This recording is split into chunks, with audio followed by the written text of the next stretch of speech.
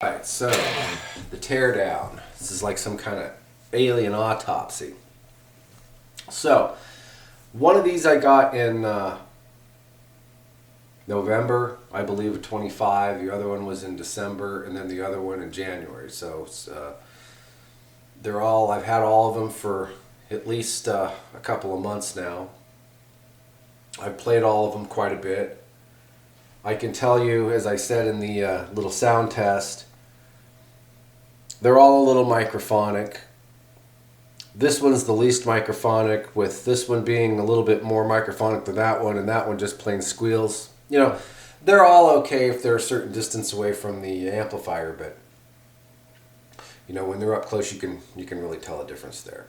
So, as far as the finishes on these things, the finish on this one is pretty good. There's one little spot somewhere on it here. I'm not going to try and get real close up. If I can get some pictures or if I can kind of show you the little defects, I will, but sometimes it's kind of hard to get them on camera. There's a little defect in it kind of right there. It looks like it's just almost kind of like a blurb or like a print on the clear. You could probably buff that out, no problem. So that was the only real thing I noticed on this one for the finish. Otherwise, some of these guitars like this come with the lighter, more red color. This one came with the darker backside, so it's really nice looking. No complaints, really, with the finish on this one. This one here, the finish on it, pretty good. Can't really complain. There's a couple of places on it where when the light hits it a certain way, it looks like it's a little bit thin, if you know what I'm saying. Like, you kind of sort of see sort of the wood grain a little bit more than what you should, you know, if they would have put a thicker coat of primer and another coat of paint on it. But no big deal, not really going to complain about it. It hasn't had any missing chunks or anything. It hasn't had any kind of delaminating, you know, nothing weird going on. There's a few little spots here and there on the edge of the binding where it looks a little pinched, I guess you could say. Not quite sure how to say it, but it's just a little bit of a kind of in the clear there, but otherwise can't really complain about it. Whoops, smacking the light around there. Again, you have to kind of excuse the fingerprints there, but it is what it is. Now this one here had some finish issues, and I was going to send it back. I will post some pictures. It's kind of got this weird couple little divots going on here, and there's some other places along the fret binding where it's a little bit like that. Then right in here, there's kind of this weird, I don't know what it is. It's kind of this, I don't know if it's a run or a drip, or if it's a bubble, or if it's a sanding mark. I'm not really sure what it is, but there's some kind of funky stuff going on right here.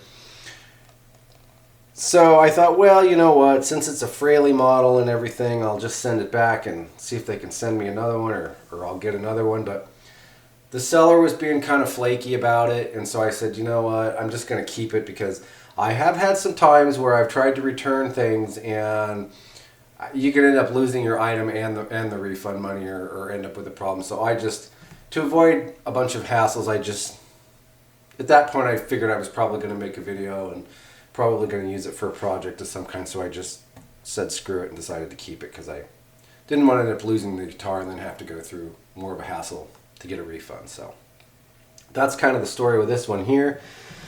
No major complaints on it other than that. Like I said, you can kind of see right here, it looks like somebody did some patchwork, maybe right there, I don't know. And it's just kind of, the finish is just kind of screwed on it a little bit there.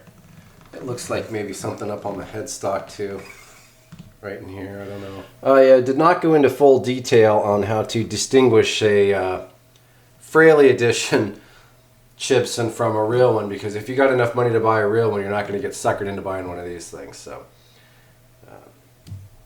just FYI on that. So that's pretty much what was going on with all the finishes on them. This one here came with the sticker on it that says CHBALD on there. I don't know if you can see that on there. And that's the sticker that's across that Gibson logo there. And then on this one here, the sticker on there says Prince Cloud.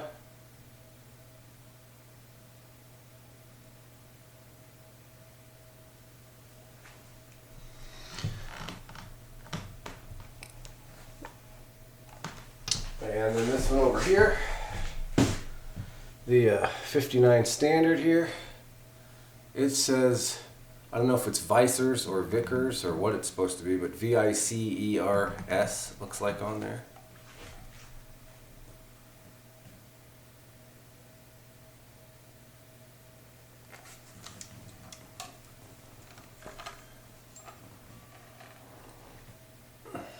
That's what the serial number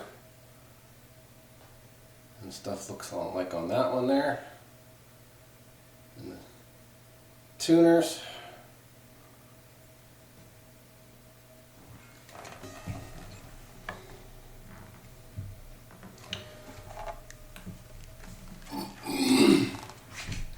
That's what the serial number and the tuners look like on that one there.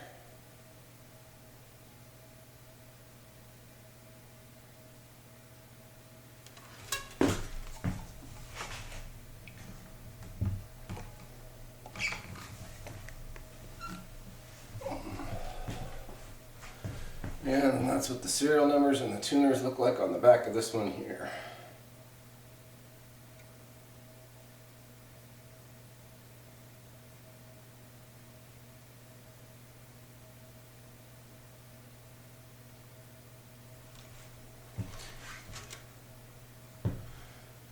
And for the Fraley's, you can tell by the face. The face is quite a bit different on a Chibson Fraley than on a real one. And then the word historic on this back plate here, the word historic is misspelled, which is tacky as hell, but whatever, right?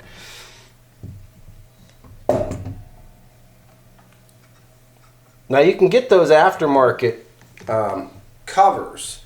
So I don't know if the aftermarket ones are like that or if it's just the ones that come on these Chibsons. Anyways, so that's basically what the finishes look like. That's what the stickers that came on the headstock and the headstocks looks like. That's what the back of the headstocks and the serial numbers look like. So I think what I'm going to do is I'm going to go ahead and flip these things over, and I'm just going to go ahead and pop the covers off the back, since that's the quickest, simplest thing to do, and there's not really that much to look at on the back side. And then I'll flip them all over, and we'll take all this stuff on top off. So stick with me.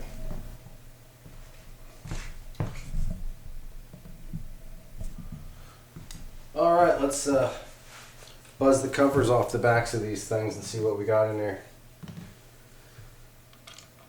This one here, just FYI, I did have this cover off at one point, and it fit really tight. I had to like do the thing where you just kind of, you know, take a razor blade or whatever, something really thin, credit card or something, kind of pop it out of there, and I sanded down one of the edges, and out fits in there fine. But just an FYI on this one here with that.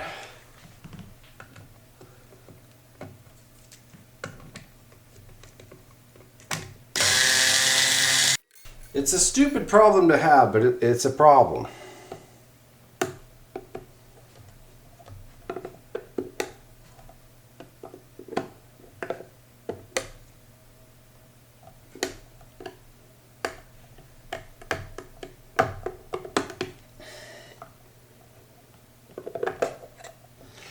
Okay, that is about 2 minutes of my life I'd really like to have back. Well, it all looks pretty much the same to me. I don't really see anything different at all in any of these here. They've all got the dime-sized pots. They've all got the red, yellow, and black wires. Everything wiring-wise looks exactly the same. And the output jacks on all of these, the nuts loosen up on them. which is par for the course, but I'm just saying they do on these. I've had a strap on a couple of them for a little while. This one had a strap on it for a few weeks, and no problems with the strap buttons loosening or anything like that. So again, let me just kind of hold this into the light so you can kind of see in there. Really not much to see.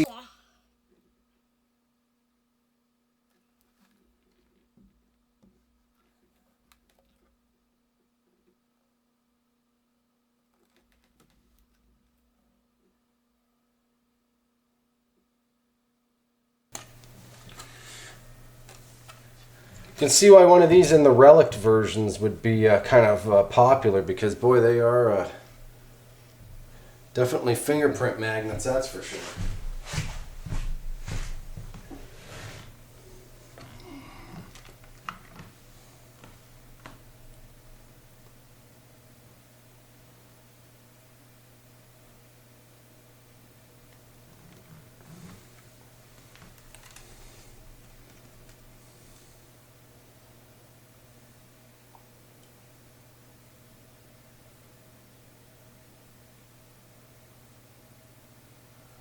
Okay, so there you have it. For the back anyways. And this little thing here that's not right is the, it says historic and they're missing the I in historic, if you can see that. So I guess that makes it extra historic now, doesn't it? So. Alright, I'm going to throw all this stuff back together and flip these back over. There's no sense of having these covers and all these screws laying off while I take the rest of it apart. So I'm going to zip these back together real quick and flip them over. So.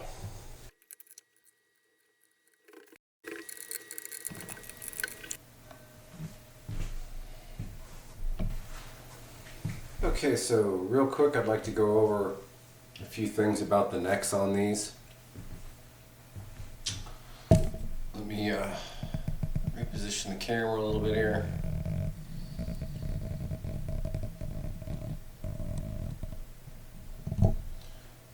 So the necks on these, all of them came with a pretty good back bow. The truss rod was, tight and needed to be loosened. They still need a truss rod adjustment. They still need to be set up. A couple of them need some fret work and this and that, and I'll get into that in a second here. But again, just to kind of go over how they came, the strings that were on them, were okay, kind of crappy. There's still the original strings on there too, by the way. So, but like I said, they all came with that backbone, the truss rod too tight. This one here has the ball-ended frets. This one here and this one here have regular frets. They all seem to have bone nuts, and were all advertised to have bone nuts. And I say seem to have bone nuts. I did heat up a needle and poke it into the sides of them, and it didn't go.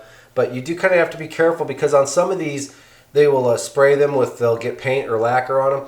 And so when you go to scratch it or do something on the outside, it feels kind of soft. And so at first you might think it's plastic. So like I said, you might have to use the needle or a thumbtack and kind of, push in a little, because sometimes it'll go in, just a little bit if they got enough clear on there.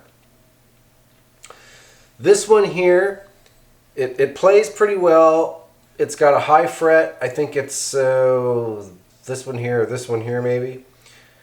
But this one's got some pretty good fret sprout going on down here. How much fret sprout? That much. It actually holds the string. I was playing it one day, and let me get that unhooked off of there. Okay, there we go. Yeah, I was playing it one day, and I was, and and then the string just freaking vanished, and I'm like, where did the string go? So, yeah, this one's got some fret sprout, and it needs a fret job and a setup. So, anyways, yeah. It needs a fret job and a setup, but it's been a pretty good playing guitar. I don't know, you probably couldn't really tell too much during the sound demo. This one kind of has the tinniest, trebliest sound. It's not bad, it's just more tinny, more trebly. It's about as tinny or trebly as you probably want, but again, it's not bad. This one kind of has a smoother sound. It's not quite as tinny or trebly. It's a pretty nice sounding guitar. This one sounds pretty good too. This one's a little smoother sounding than this one, but this one doesn't seem to be quite as tinny or trebly than this one, but it's maybe a little more tinny or trebly than this one, if that makes any sense. That's kind of how it came off to me. That's how they sound to me live, and I think that's maybe kind of how they sound on the video here. So anyways, yeah, just kind of for a recap, recap, all right. They've all got the same fake Grover tuners on them. They've all got the same Allen style truss rod, and we'll check that out. They've all got 2-bolt truss rod covers or 2-screw truss rod covers. Bone nuts. Again, this is a ball end fret. These are regular frets.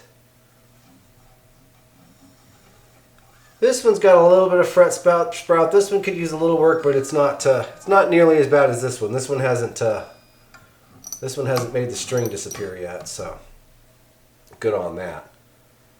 They've all got well, let's see. I guess they all do have different inlays, I guess. This has kind of your typical trapezoidal type of inlays, where this is the blocks and then this is the lightning bolts. You know, all of the inlays look pretty good. I really can't say anything bad about you know, the necks. This is pretty nice looking. The binding on this isn't super white, so this kind of has a nice this guitar kind of has a nice aged look to it. This one looks pretty good too. This binding's a little light, but it's not too bad. This binding here is probably a little bit too bright for what it should be. I don't know. This one looks like, to me, and maybe it's this, I'm not sure, it could be a lot of different things. This one looks like these tuners here are definitely down further from the top than these ones here. If you're picking that up, I don't know if you can see that. But just looking at that, you've got a good probably couple inches here and only about an inch and a quarter, inch and a half here. So that's kind of interesting. Actually, the distances look, well, I guess they're probably the same on these two, but yeah. So that's kind of interesting. Let's go ahead and just for the hell of it, we'll take these knobs off. That can be a bitch sometimes. And it's going to be on this one here.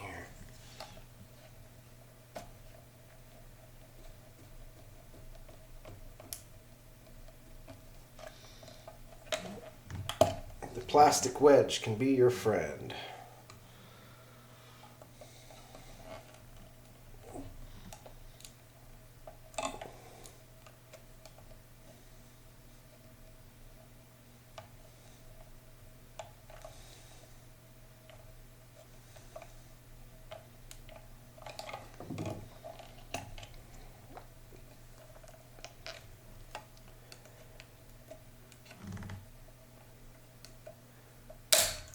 Okay. All right, well that one seems like it's a little on the brittle side. There you go. That one does not want to come off of there. Hopefully that one's not like frickin' glued on there or something, right?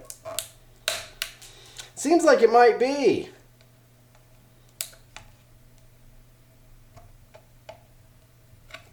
Oh, interesting. Ugh. Okay, holy crap. It doesn't look like it was glued on there, but my God, they must have freaking hammered it on there. Holy shit. Alright. Well, everything looks normal under here. They've all got nuts, they've all got washers. Everything looks good there. Oh, well. Oh, it's not any fun unless something gets broken, right? And then these are just falling off, right? Okay. What we got going on here? This looks like some dirt there. Okay.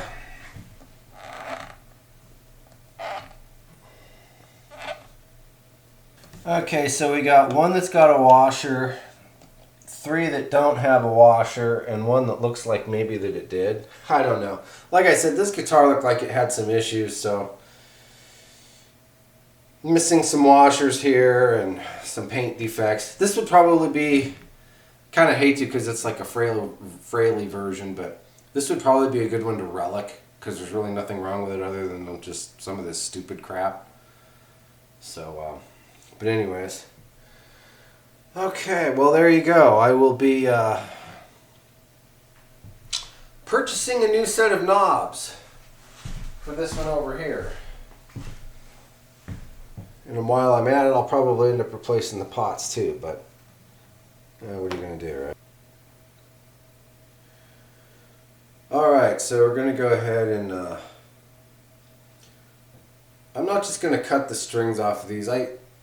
They're all going to get new strings because it's all the original strings that came on there, but I'm going to, I got a little trick that I sometimes do to get these strings off of these things and back on without cutting them or having to unravel them all. Sometimes it works, sometimes it doesn't.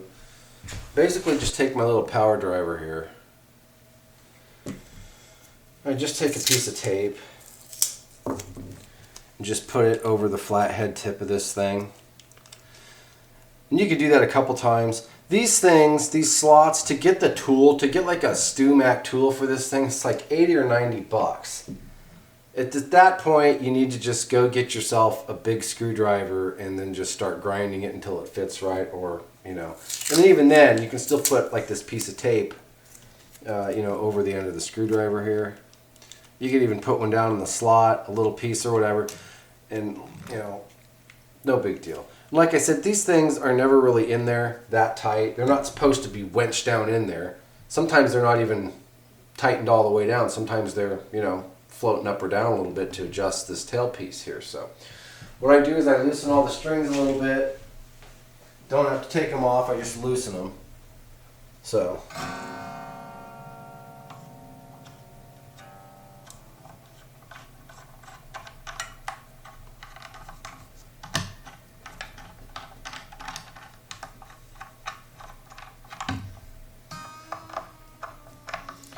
the tuners on these, I will say, at least on this one here, kind of suck. I mean, you can feel they're just kind of slopping around in there. Not saying they don't work, but they're just kind of crappy feeling.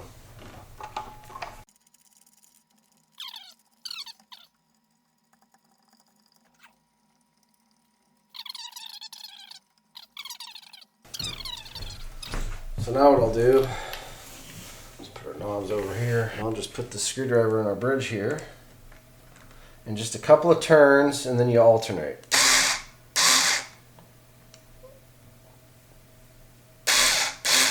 And these are not, you know, I might not do this if these were super expensive guitars, but, you know, they're not.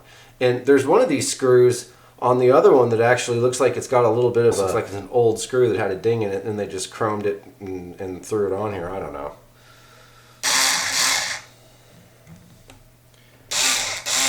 Who knows?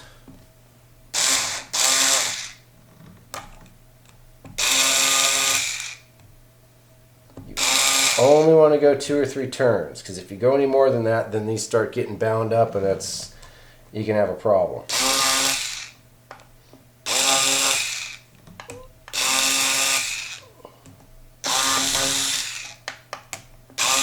See, even if it slips off, nothing happens because got this nice thick tape on there. Okay, so the bridge is off, my screws are out, so I'll take these off like this and just take this and set it aside like this over here. Now sometimes, depending on how many wraps and how well the ends are wrapped down there, if you've only got like a half a turn or something on it, you know, sometimes the strings will pop out, sometimes you'll have to rethread some of them through, and if this gets moved around too much, those can loosen up, and it just, you know, it can turn into an issue. But if those are wound really well and you do it right and you don't move all this around too much and you just need to get in here real quick, it works all right. So, all right, I'm going to go ahead and do these other two real quick.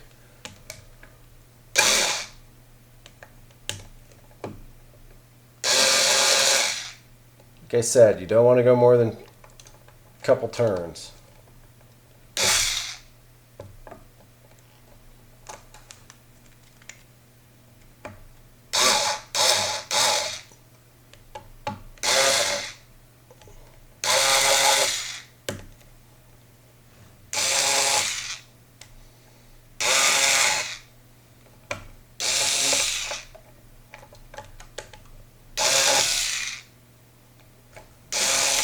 Basically want the string slack enough so that you can grab this and take the tension off these posts as you're bringing them up.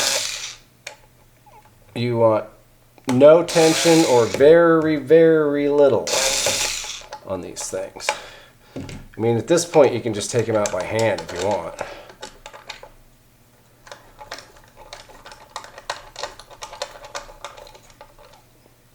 There you go. Again, you just lift this up.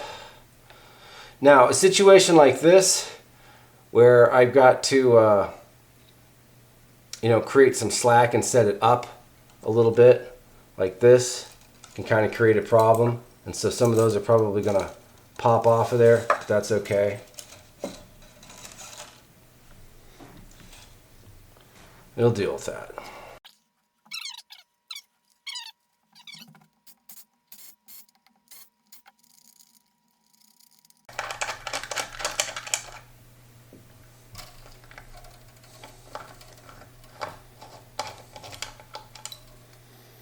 See, this one already had a funny little ding in it.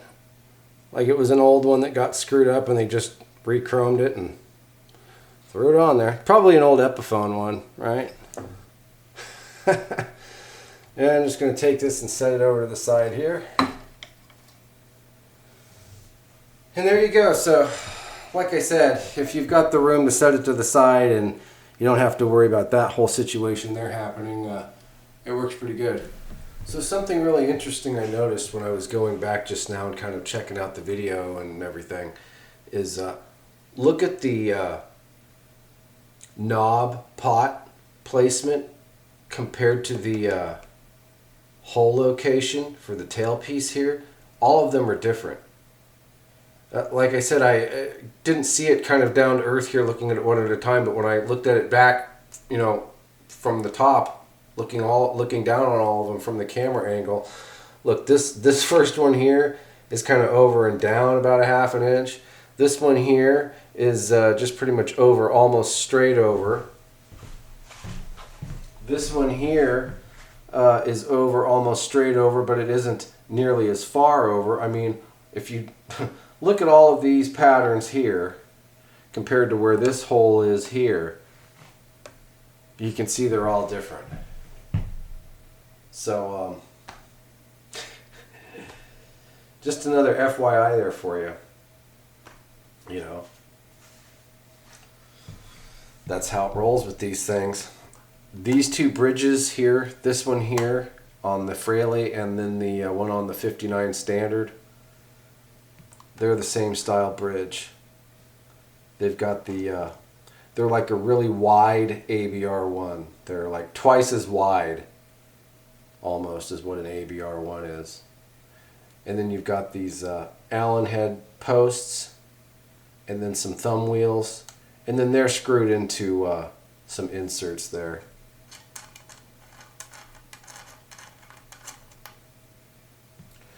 I'll just go ahead and set these aside.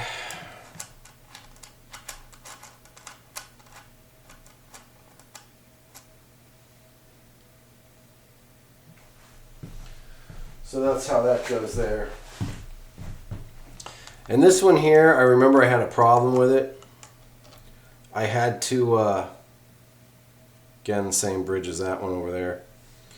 I had to, this post here was stripped out. So the thumb wheel was sliding up and down on it, and the action was way too close to the fretboard, so I had to take and put a little piece of that aluminum tape stuff around here to kind of keep this from slipping. So I did that.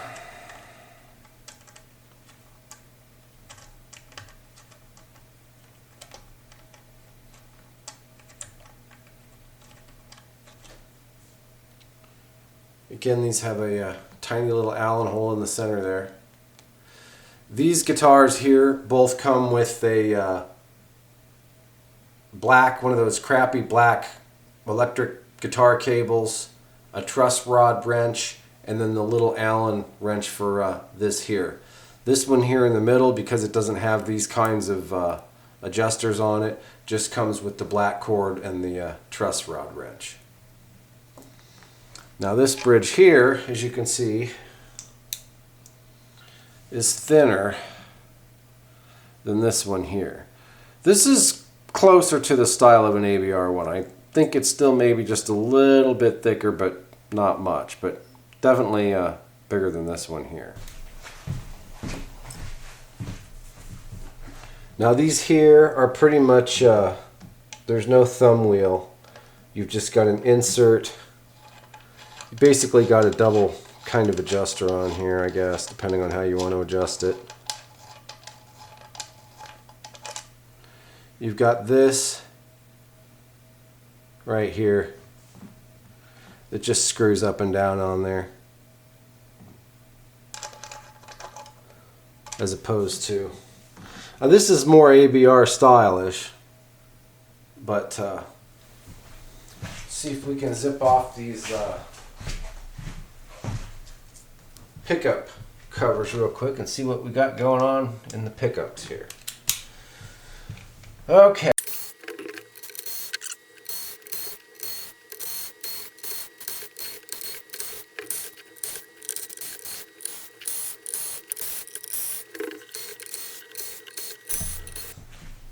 Alright, we got all those screws zipped out, so let's see what we can see.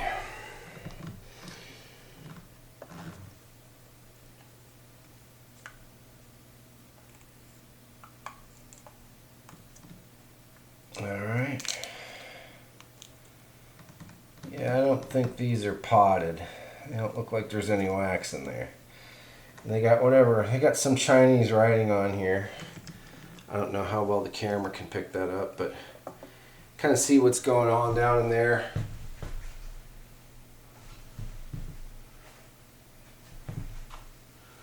Looks pretty clean, actually.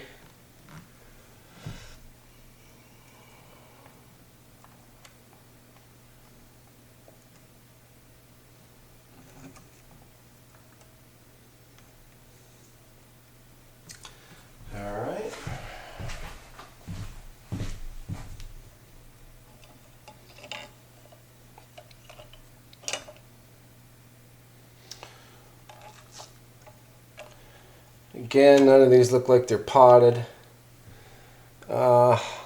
If I could read Chinese, I would say that these pickups are the same as those, but I do not read Chinese. This one's got a lot more like kind of like clear sprayed in here, it looks like, but I don't know. And the top two screws for that top neck pickup were shorter. All the other screws and both the other guitars for all the pickups were this size here. And this is the size screw used for all of these screws except for these top two here. So there you go with the whole pickups there. Nothing really super exciting to see there. I'm going to go ahead and just pull this camera off of here, so excuse the camera shake. I'm just going to pull this off of here and just kind of fly it up close to these things and into the cavities a little bit here.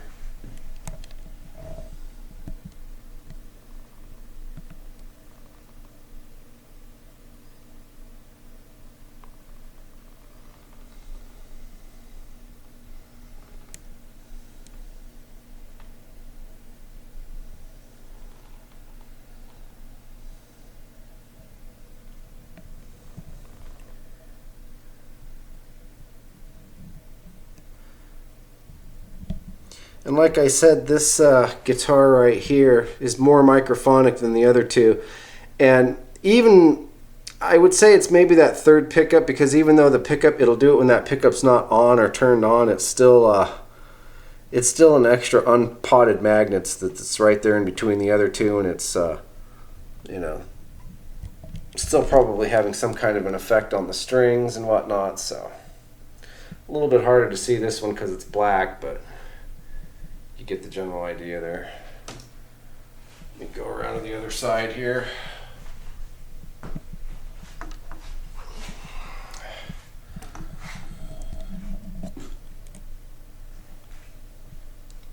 And a very special thanks to you-know-who for letting me borrow their pool table for this. I was pulling my hair out trying to find a good, wanted one surface where I could lay them all out on and do this, and this worked out pretty good.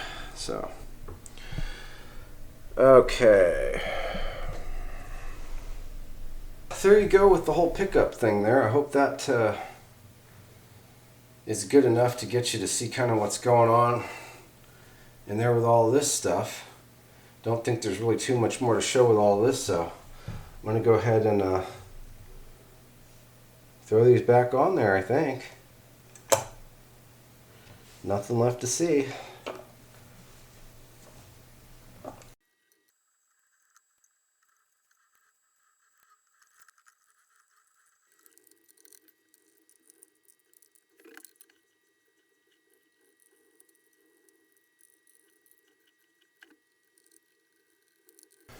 Now, there's also some controversy over how these bridges go, whether they're supposed to go this way with the screws facing this way or this way with the screws facing this way. It really doesn't matter. I mean, they came on the guitar however they came on the guitar, you know, but if you're going to reset it up or redo all this, it doesn't really matter, I don't think. But, you know, if you notice what way they're on there, when you get it, put it back on that way. But and they could come either way. And I know everybody's going to go, no, they only came one way. You can find them either way on a Gibson or on a Chibson. So.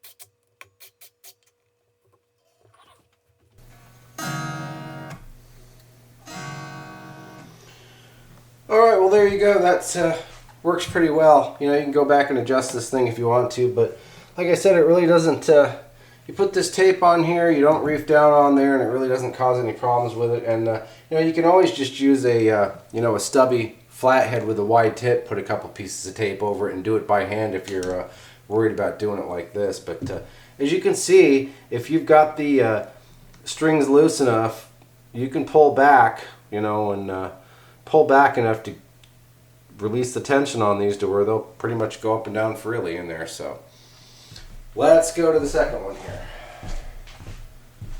Actually, I'm going to do this one on the end here. That way I'm going to move this one over and I'll have a little more room to work with this one. Okay, where are we here? Got this on here. And just like I did on that one, once I started getting some tension on there, I went up and routed all the strings and made sure the strings were going through the nut like they're supposed to. That's what I was doing down at the other end there.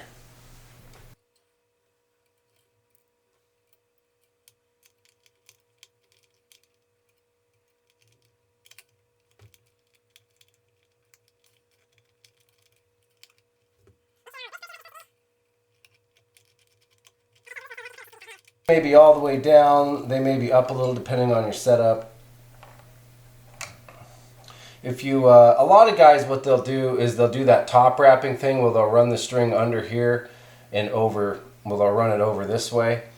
And they do that because it reduces the angle coming off of these things here, and it also allows you to screw these things all the way down in there. Not that you want to reef them down in there, but they figure if these things are tied up against the insert there, up against the bridge, your sustaining your tone is going to be a little better. So yeah, makes sense. And again, it just kind of depends on whether or not what your angle is with all this kind of stuff, whether you can do that, have these all the way down, or if you can't, you can top wrap them, and there's all kinds of stuff you can do.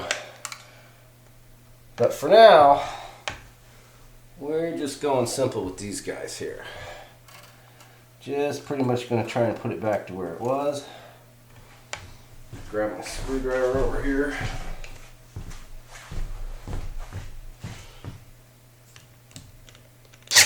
That one's already, see that one's already tight by hand. And that one's pretty much too, I don't even have to give it any gas. So. Alright, let's scoot this one over here. Hold on, I guess I need to tune this one up. Okay, not in perfect tune, but good enough, right?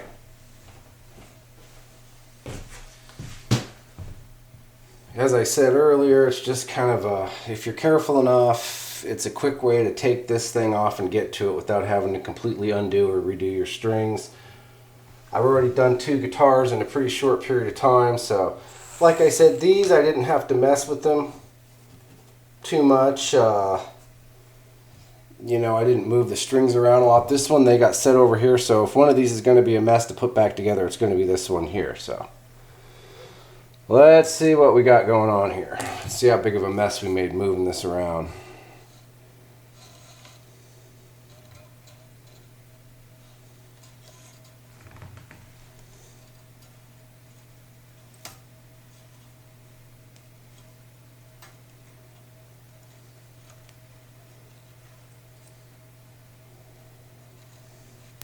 Okay, just a real quick video to see if that hole misalignment thing here is just as obvious with these bridge pieces all back on together and just the volume knobs off. Because I think it'll still be fairly obvious even without this post out of there. So just checking it out. Alright, so now I'm going to put the knobs back on, or what's left of the knobs. Okay, well, pretty much back together, so I'm curious if the difference is as obvious with the knobs on and this, you know, from above. Like I said, look, standing at this level, you can't really tell, but you get that above view from the camera angle and you can really kind of tell. So just checking that out again there, and we're going to check the output of the pickups, check the flatness and some fret rock on the frets. You don't need to have the strings off to do that. Like I said, we're not doing setups and all that stuff. I'm just showing you kind of what you got. So even with the strings on, I can show you all that kind of stuff.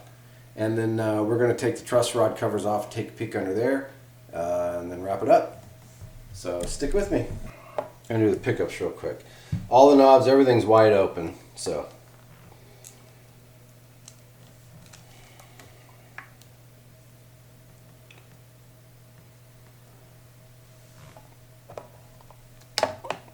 1131,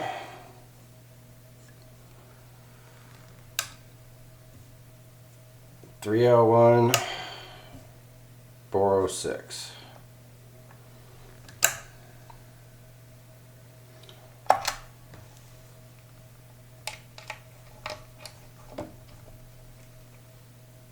Eleven 36, 478, 815. This top one's a little hotter, or it's coming off as that anyways. And let's see if we can reach this over here.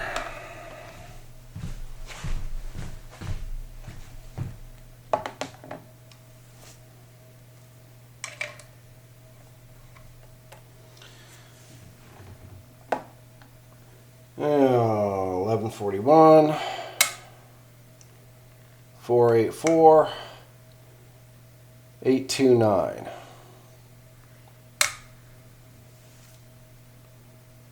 So all of them, the bridge pickup is about the same. The middle pickup or middle position is about the same, and then the top position is, I don't know, it's a little bit hotter on these ones here.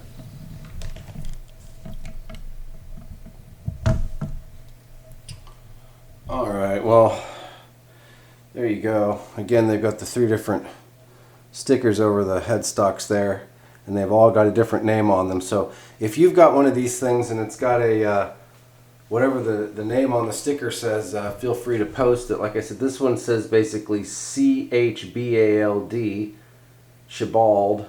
This one is Vickers or Vicers, VICERS. And this one is Prince Cloud. And these 2 look handwritten on there, and that one's, of course, came out of a printer. So there you go. And let me grab a small screwdriver so we can take off this truss rod cover here.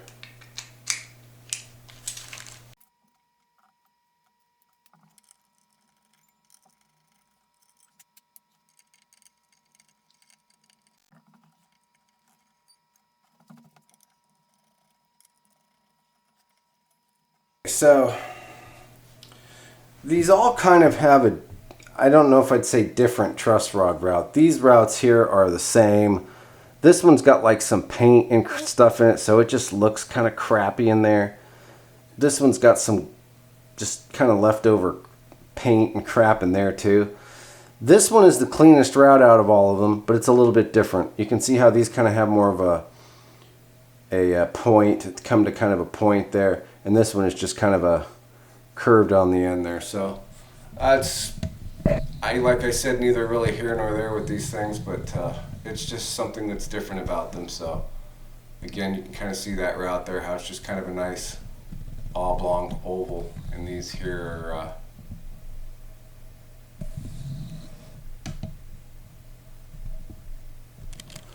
comes to more of a point right here. And then, like I said, it's just this kind of shelf right here is paint. It's just like a thick, you can feel it right there. It's just kind of this thick where they just kind of got paint in there. This doesn't really have any paint in there. This other one, this Fraley one's got some of the same crap in there. It's just kind of a,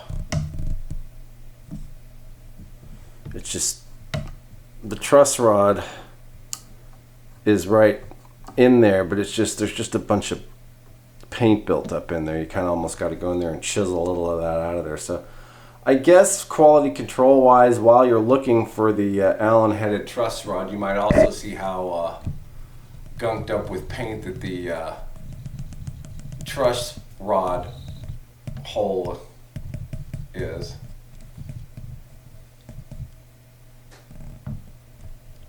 So that's pretty much what you got there with the whole truss rod thing. It's amazing how much narrower the headstock looks when they don't have the binding on them. And then, like I said, there's a definite difference of how far this is here. Let me grab something to see if I can, let me get something to measure that with here real quick.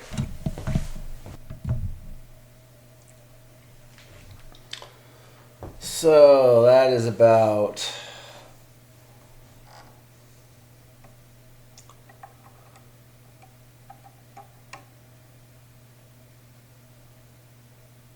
that's almost 1.5 inches there. And this one is about, it's about 1.16 inches, 1 1/8 inches. So, you know, that's definitely another 1/4 inch, 3/16 of an inch difference there. But like I said, this one doesn't have the binding on it either. So I don't know, maybe that has something to do with it too. I don't know. Like I said, it's just another difference to point out there. Otherwise, the shape of these headstocks, especially the ones with the binding on it, these things look pretty good here. So, all right, we're going to come back and get the fret rocker out and check the neck out real quick. And put these truss rod covers on real quick here.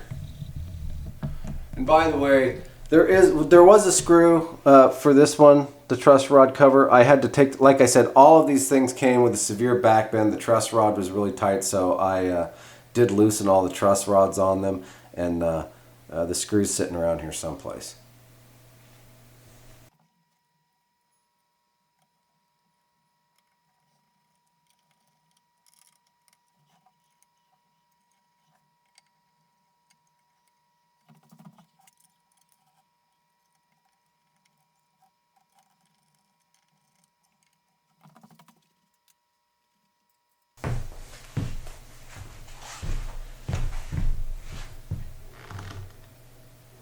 Actually found the damn thing. But more than that, these screws are not really, I don't think these are the right truss rod screws for this. I mean, they work and that's what they're using, but these are a larger Phillips head that have a little more of a bevel underneath, and these are just tiny little suckers. So maybe something else to look for. These just have a lot smaller head on them than these do.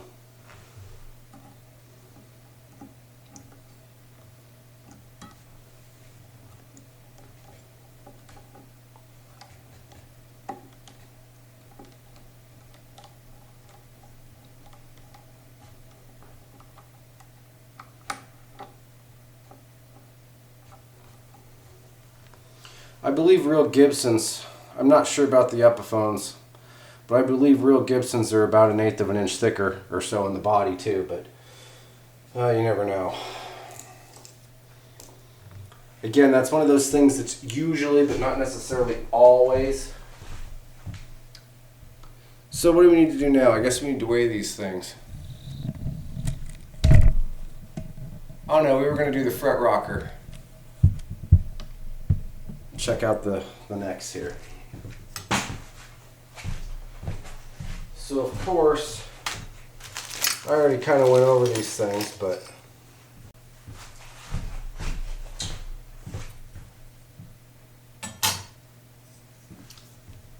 like I said, all of these things pretty much need, well, especially this one here, they're all going to need some kind of setup or fretwork or whatever, which, you know, no big deal. That's to be expected. Like I said, even an Epiphone and some of those, you know, might need some setup work. So,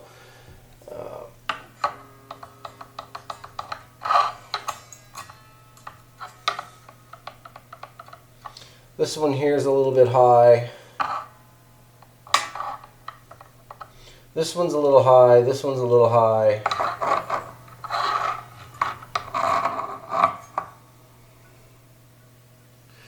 Like I said, I already had to adjust the truss rod on these a little, and because these frets are a little bit high, you know, you got the little bit of buzz in there. So I think the truss rod adjustment on most of these is pretty good. I just need to go down and hit these frets a little bit, and I'll probably be good to go. As I said a couple times earlier in the video, these were all kind of projects. I had, you know, something in mind for all of them, and so there's going to be subsequent videos on doing some work to these things. So, all right. So what do we got left? We got to weigh these things, see how much they weigh. There we go. 8.49.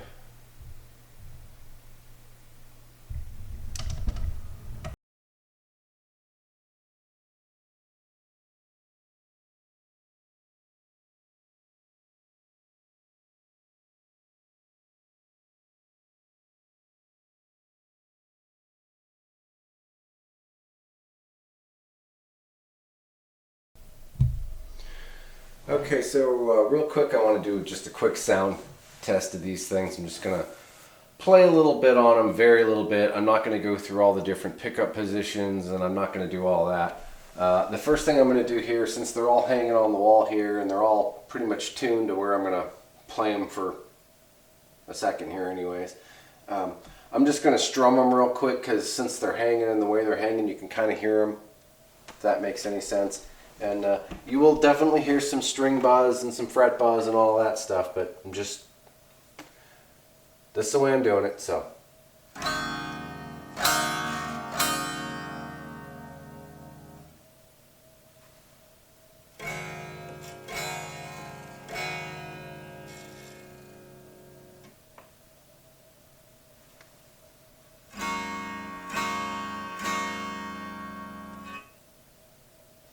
So you can tell they're all about the same there.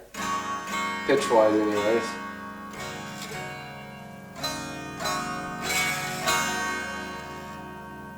With that one being the most buzzy. Anyways, that was the Wallstrom test. Sounds like some scientific... yes, have you performed the Wallstrom test? Yes, we did. We performed the Wallstrom test. All right.